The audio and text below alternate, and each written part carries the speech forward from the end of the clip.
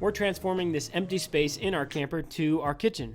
Welcome to episode 65 of Building a Camper Completely from Scratch. My name's Noah, this is my wife Grace, and this weekend we worked on framing out our upper and lower cabinets. We started with a lot of measuring and just figuring out where we wanted everything to go, and then we worked on building the face frames. Now these aren't going to be like your typical cabinets in your house because that would be far too heavy for our tiny little camper, so we're basically building a skeleton version out of 1x2s and 1x3s. We used pocket hole screws and wood glue to secure all the pieces together until we had everything exactly framed out how we wanted it, and then we sanded the whole thing down. One thing we've been using a lot lately is this power station from AFRY. It's able to power all of our power tools. It keeps our phones charged as we're recording time lapses of our projects, and it's just a great secondary source of power that's a little more flexible. It also comes with a foldable solar panel that we're excited to test out in a future video, so stay tuned for that, and shout out to AFRY. Then we brought it into the camper to make sure it fits where we want the cabinets, and if you're looking at that thinking, how is that a cabinet? Stick with me, I'll explain. All of those little squares and rectangles will eventually be cabinet doors or pull-out drawers, and the first drawer that we worked on was for our fridge. We bought a chest-style fridge that is going to sit in the lower cabinets and pull out on a sliding drawer. So we built a tray for the fridge to sit on and then installed some heavy-duty drawer slides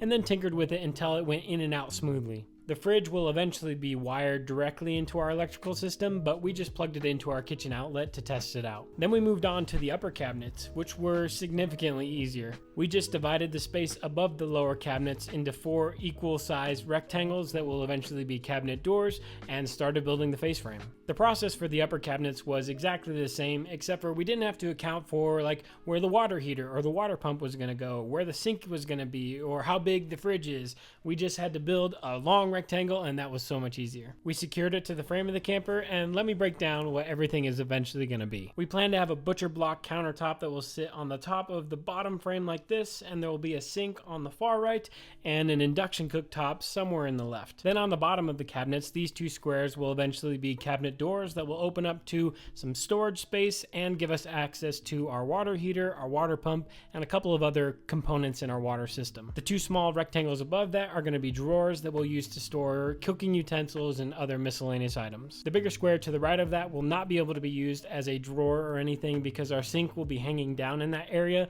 so we're thinking some sort of fake door that will allow us to access that if we need to, but will still look like a nice cabinet door. Where the fridge is on the left, there will be a big cabinet door attached to the fridge drawer so that when we pull it in and out, it covers that nicely. The cabinets above will all be cabinet doors, so they'll be separated into 4 individual storage spaces that we haven't exactly figured out what we're going to use for yet, but that's a good idea of what we're going to use this entire space for.